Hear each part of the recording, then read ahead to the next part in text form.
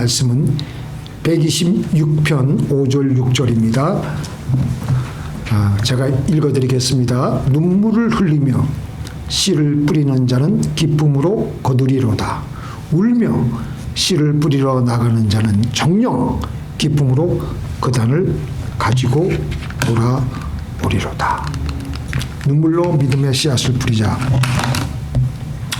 우리가 구원은 하나님께서 값없이 우리가 믿기만 하면은 우리에게 주셨지만, 우리가 이 나그네 세상길에서 축복을 받기 위해서는 반드시 하나님께서는 우리가 믿음의 씨앗을 심은 다음에 주시기를 원하십니다.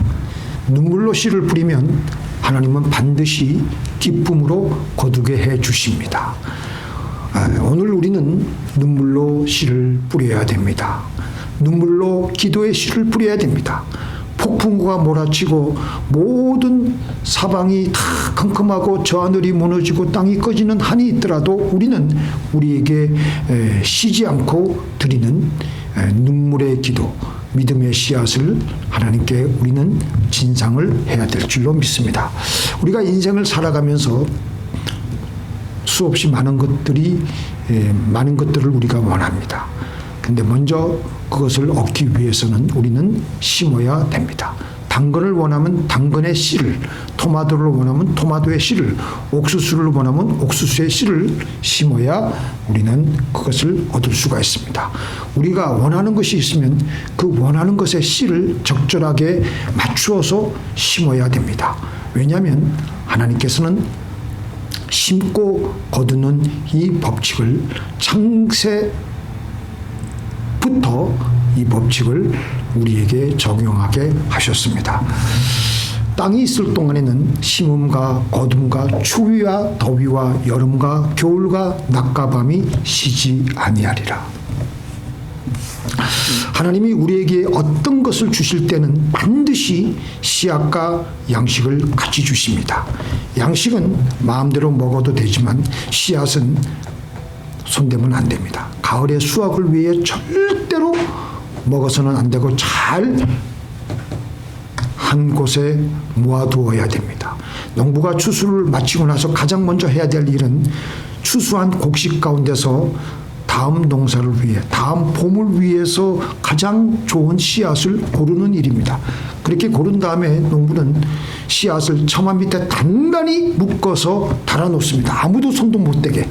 아무리 흉년이 들고 양식이 없어서 굶주려도 이 씨앗만큼은 절대로 손을 대지 않습니다. 그리고 씨앗을 준비할 때 넉넉하게 농가 밭의 넓이를 생각해서 넉넉하게 씨앗을 준비합니다. 당장에 먹을 것이 없어도 씨앗은 넉넉하게 준비를 하는 것이 농부들의 첫 번째 할 일입니다.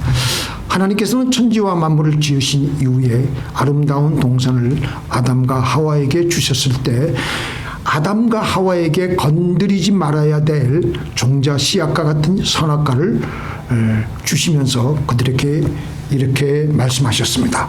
동산 각종 나무의 실과는 내가 임의로 먹되 선악을 알게 하는 나무의 실과는 먹지 말라. 내가 먹는 날에는 정녕 뭐 한다고요? 죽으리라. 하나님께서는 에덴 동산의 모든 것, 생명 실과도 있고 배나무도 있을 것이고 사과나무도 있고 온갖 좋은 것을 다 주셨습니다. 그걸 먹고 누리고 너희들 행복을 누리라고 하셨지만, 그러나 단 하나님께 속한 이 선악과만큼은 손대지 말라, 먹지 말라고 하셨습니다. 바로 선악과는 아담과 하와가 절대로 건드리지 말아야 할 종자 씨앗입니다.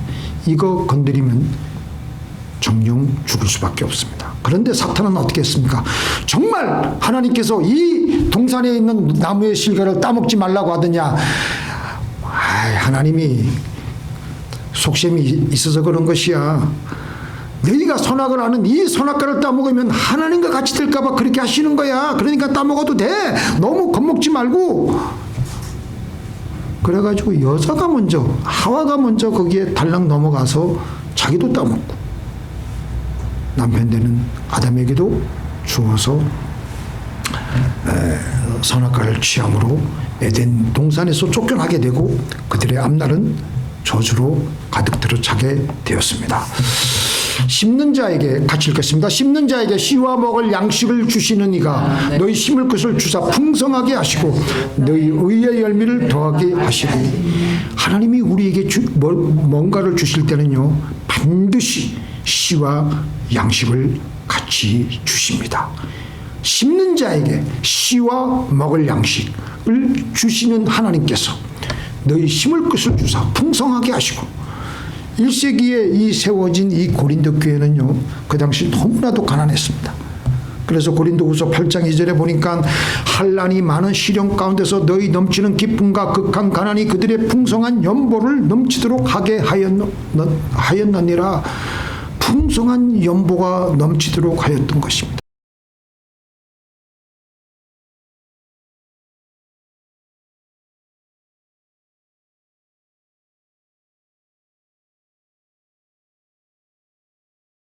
하나님께 드릴 그 연보를 사도 바울의 그 서신을 통해서 미리 준비하고 작정하고 있는데 어떤 마음을 했냐면 너희 넘치는 기쁨, 그리고 육신적으로는 넘치지 않는 괴로운 그 마음이 동시에 상존하면서, 그러나 기쁨을 가지고 성령께서 주시는 기쁨으로 그들의 넘치는 연보를 하나님께 심었던 것입니다.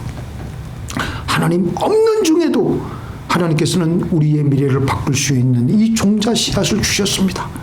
비록 지금은 우리가 가진 것이 없고 배가 고프고 우리가 이것도 먹고 싶은 마음이 있지만 하나님께서 주신 이 종자 씨앗만큼은 건드리지 않고 풍성하게 하나님께 심겠습니다. 그래서 그들은 한편으로는 눈물로, 한편으로는 기쁨으로 그 씨앗을 뿌렸던 것입니다. 예전에 어떤 저기 순복음교회 목사님 그 얘기인데, 처음에 개척해가지고 나가서 한 교인이 이북에서 내려오신 분들인데 직장이 없다가 맨날 술 먹고 그냥 그렇게 하다가 이제 술 중독에서 해방이 돼가지고 결국은 이북 오도미네에서 그분에게 특별히 직장을 알선해줘가지고 처음으로 이제 월급을 타오는데 거기서 11조를 떼려니까 밤새도록 펐다가 다시 또 갖다 놓고 펐다가 다시 갖다 놓고 밤새도록 그러다가 그걸 또 가지고 오다가 또 그냥 온 그 논바닥에 그걸 엎질러 가지고 다시 그걸 또 대야에다가 다시 그냥 가지고 왔는데 나중에 교회 가지고 오니까 흙하고 쌀하고 그냥 뒤섞여 가지고 왔는데, 그런데도 그분들이 그걸 울면서 또 속으로는 눈물로 기쁨으로 하나님께 바친 것을 제가 들은 적이 있습니다. 요셉도 7년 풍년이 끝나고 7년 흉년이 들어왔을 때 사람들에게서 전답이나 그들의 소유를 받고 그들에게 양식을 줄 때 동시에 종자 씨앗도 같이 주었습니다. 이것으로 너희들의 미래를 바꾸라고. 그리고 이것을 심어가지고 수확을 하게 되면 5분의 1은 바로에게, 5분의 4는 너희가 취하라고. 그러니까 얼마나 요셉이 고마웠겠습니까? 그냥 식량만을 주는 것이 아니고 종자 씨앗도 같이 주면서 그들이 자립해서 일어날 수 있도록 한 거예요. 무조건 얻어먹는 거지가 되라고 한 것이 아니라 스스로 일어나서 살 수 있도록 종자 씨앗을 심도록 했기 때문에 애굽 백성들이 요셉을 너무너무 고마워하고 좋아했던 거예요. 나중에 애굽에 그들의 아버지, 요셉의 아버지와 일가 친척들이 다 왔을 때 애굽 국민들이, 백성들이 그렇게 자기 일처럼 그렇게 축하해주고 기뻐했던 것은 요셉이 그렇게 선정을 지혜롭게 잘 베풀었기 때문입니다. 이렇게 하나님이 우리에게 주신 것 중에는 우리가 먹어도 되는 양식도 주시고 또 다시 하나님께 심어야 되는 종자 씨앗도 함께 넣어서 주십니다. 그 중에 10분의 1은 종자 씨앗입니다. 그러면 우리가 쓸 수 있는 양식은 10분의 9입니다. 보통 어려워지면 하나님께서 주신 10분의 10 중에서 내일 준비하기 위해서 심어야 될 10분의 1도 그냥 다 먹어 해치워버려요. 그래서 미래가 없는 겁니다. 믿음의 사람들은 그것을 철저히 구분해서 심을 것은 심고 나머지 것들만 자기 생활에 사용을 하는 것입니다. 하나님은 우리를 구원하시기 위해서도요, 심으셨습니다. 당신보다 더 사랑하시는 독생자 예수님을 우리를 위해서 심으셨습니다. 같이 읽겠습니다. 내가 진실로 진실로 너희에게 이르노니 하늘의 밀알이 땅에 떨어져 죽지 아니하면 하늘 그대로 있고 죽으면 많은 열매를 맺느니라. 하나님은 말로만 구원받으라고 하지 아니하시고 하나님 당신보다 더 사랑하는 독생자 예수님을 십자가에 못 박혀서 먼저 우리를 위해서 심게 하시고 죽게 하신 다음에 우리가 이렇게 우리를 수확을 하셨던 것입니다. 그래서 우리는 이제 그 다음에 두 번째가요. 두 번째가 뭐냐면은 이제 우리는 뭐 해야 됩니까? 신고 난 다음에 뭐를 해야 된다고요? 거두는 것을 기대해야 됩니다. 어떤 사람은 이렇게 말을 해요. 하나님께 11조를 드리고 감사헌금하고 성경헌금도 하고 각종 주정헌금도 하고 그 다음에 하나님께서 축복해 주실 것을 기대하지 말아라. 누가 그러냐면 신학교의 교수들이 그래요. 교수들이 좀 알만한 사람들이. 그게 얼마나 비성경적인지 오늘 제가 말씀드리겠습니다. 그럼 뭐라 그러냐면 그 사람들은 하나님께 그렇게 조건부로 그렇게 하는 것은 기복신앙이라고, 번영신앙이라고, 잘못된 신앙이라고. 어떻게 보면은 그게 교양이 있고 인간적으로 보면 더 학식적으로 더 멋있게 들리고 고상하게 들리는 말 같은데 이것은 마치 농부에게 당신 논에 봄에 벼를 심고 모내기를 한 다음에 가을에 추수할 것을 기대하지 마십시오 하고 하나님하고 똑같은 거예요. 밀 심어놓고 밀 추수할 것을 기대하지 마십시오. 봄에 모내기 한 다음에 가을에 쌀 수확할 것을 기대하지 마십시오 라고 말하는 것하고 똑같은 거예요. 심고 난 다음에 하나님은 반드시 우리가 기대할 것을 원하십니다. 하나님은 그리고 우리 그 기대에 맞게 반드시 거두게 해 주십니다. 이스라엘 나라에 사르밧 가부가 있었죠. 이스라엘에 3년 6개월이나 가뭄이 되니까 이 모든 이스라엘의 백성들이 지금 그냥 다 말라가지고 사람들이 곳곳에 죽어가고 있는데 이 사르밧 가부 집에는 사르밧 가부와 그 아들이 이제 마지막 남은 양식 가루 한 움큼과 기름 한 병 그거 먹고 이제 죽으려고 하고 있는데 하나님께서는 그 가정을 살리길 원하셨던 거예요. 그래서 엘리야를 보내가지고 엘리야가 가가지고 그 마지막 남은 양식을 자기한테 대접하라는 게 주의 종이지만 얼마나 힘들고 괴롭고 인간적으로 보면 그게 차마 입에서 입을 어떻게 떼겠습니까? 그런데도 믿음으로 엘리야가 먼저 그 음식을 요리를 해서 나한테 먼저 대접하시오. 그렇게 했던 거예요. 내가 그렇게 하면 하나님께서는 이 가뭄 내내 통의 가루와 병의 기름이 없어지지 않게 하실 것이다. 하나님의 말씀을 대언했어요. 이 사르밧 가부의 이 예를 들어도 하나님께서는 우리가 심은 다음에 반드시 추수할 것을 기대하는 것이 나쁘지 않은 것, 아주 좋은 일이라고 말씀하시는 것입니다. 하나님이 기대하라고 하셨는데 뭘 기대하지 말라고 말하는 겁니까? 근데 이 가부는 엘리야의 그 말을 듣고 도무지 믿어지지 않지만 이해가 가지 않지만 하나님의 선지자에게 하나님께 바치는 믿음으로 눈물을 흘리며 그 마지막 남은 음식을 바치는 것입니다. 기대하는 마음 반, 죽으면 죽으리라는 마음 반.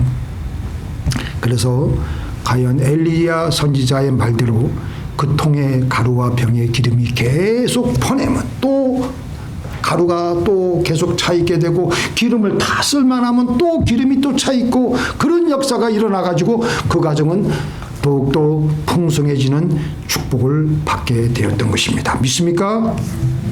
우리 같이 읽겠습니다. 시작. 주라 그리하면 너에게 줄 것이니 곧 후이되어 누르고 흔들어 넘치도록 하여 너에게 안겨주리라. 너희의 헤아리는 헤아림으로 너희도 헤아림을 도로 받을 것이니라. 뿌릴 때는 씨앗을 한 움큼 뿌리지만 거둘 때는 몇십 배? 30배, 60배, 100배의 결실을 거두게 해 주십니다. 세계 역대급으로 가장 부자였던 사람이 요 최근에는 빌 게이트, 지금은 이제 앨런 머스크인데 그전에는 미국의 가장 부자 중에 부자인 사람이 락펠러인데요.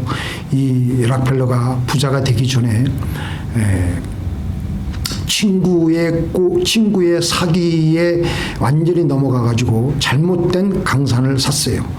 그 강산을 왜 샀느냐? 거기서 금이 있다 그래가지고 사기를 당해가지고 아무리 땅을 파고 온갖 그걸 해도 그냥 자기가 그동안 가지고 퍼부었던 원금도 다 날리고 강부들은 폭도로 변해가지고 이놈의 새끼 죽인다 그러고 그냥 너무 괴롭고 어떻게 하면 자살을 할 수 있을까? 어떻게 하면 내가 잘 죽을까? 그렇게 생각을 하다가도 드디어 록펠러가 그 폐강에 엎드려서 하나님께 마지막으로 기도나 해보고 죽자 하는 마음으로 기도하는 겁니다.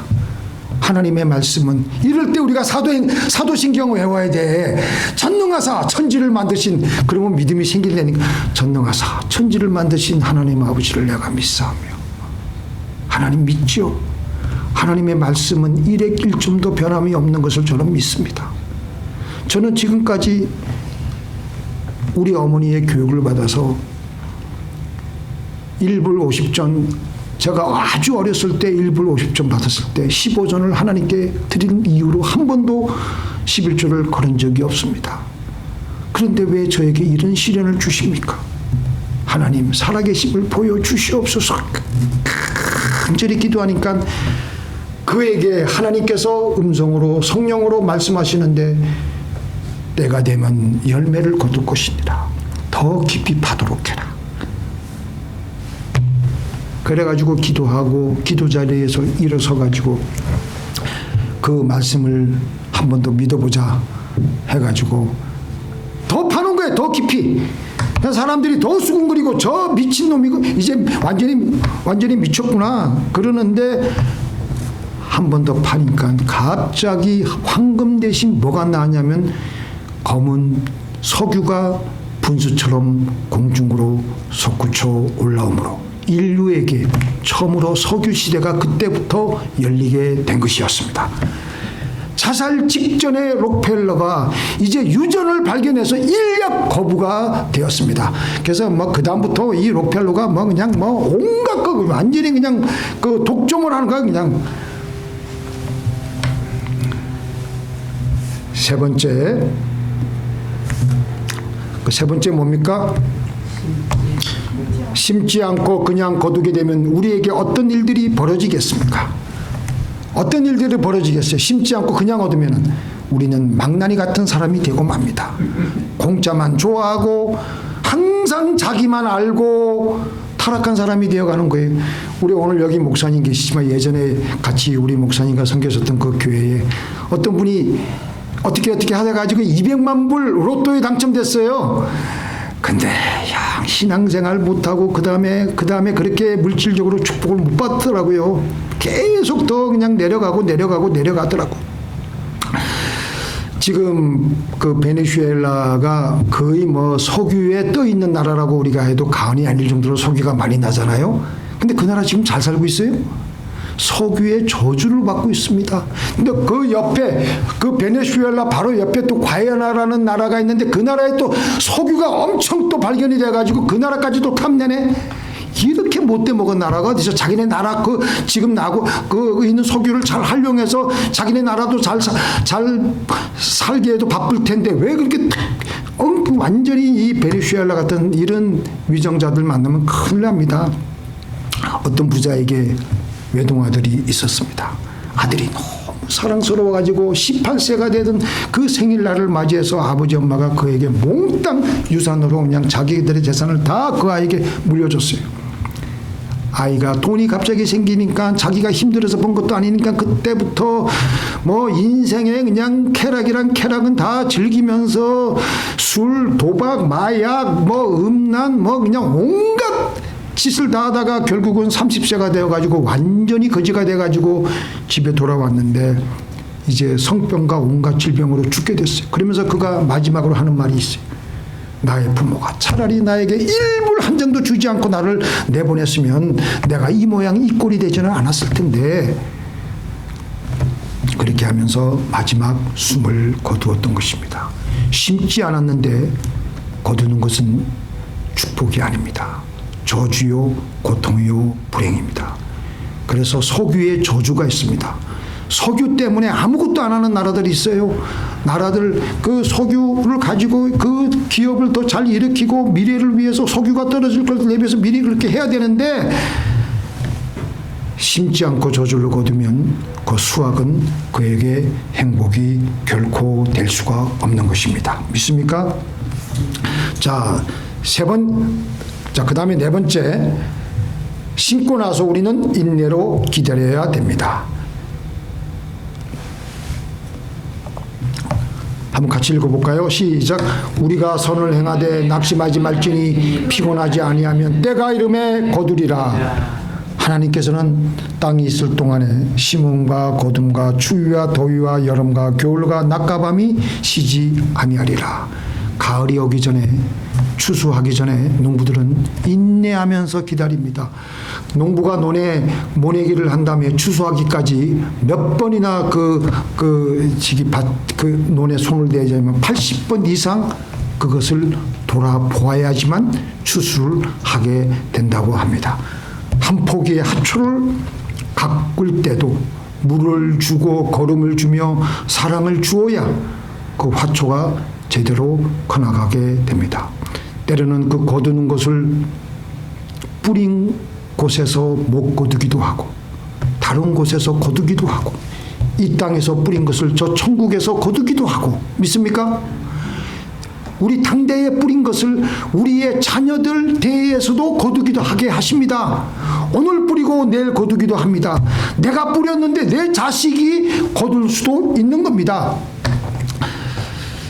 각선희 목사님이 이북에서 고아로 내려와서 이곳에서 고생하면서 고학으로 공부했고, 그 다음에 이곳 미국까지 와가지고 프린스턴 플러신 학교를 공부하고 한국에 돌아가서 다시 목회를 했는데, 제가 그때 그분이 플러신 학교에서 공부하고 여기 나성제일교회인가요? 거기서 이렇게 설교를 하시는데, 설교도 뭐 그냥 밋밋하더라고요. 그냥 아이고 그냥 졸리지는 않을 정도의 설교를 하시더라고요.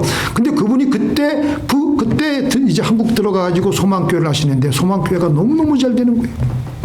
그분이 자기가 생각할 때도 이제 그랬는데, 내가 목회가 왜 이렇게 잘 되었는가? 이분이 나중에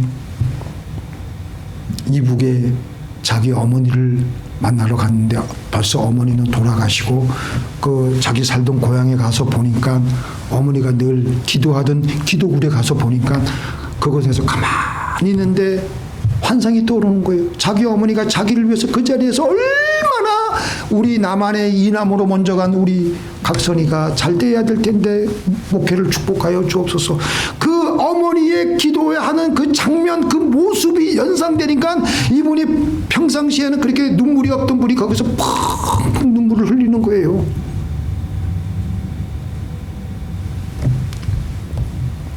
그리고 나서 또 내가 왜 이렇게 목회가 잘 되었는가를 생각해 보니까, 자기 할아버지가 그 동네에 그래도 유지였는데 한 달에 한 번씩은 온 마을의 거지를 다 불러가지고 거지 잔치를 하는 거예요. 갈 때는 그냥 음식을 듬뿍 싸가지고 또 싸가지고 가게 하고, 할머니는 소리 없이 두 줍간에 쌀이 없어도, 쌀이 좀 많이 부족해도 가난한 사람들을 위해서 또 쌀을 또 퍼주고, 그것을 이 어린 나이에 그 광경을 본 거예요.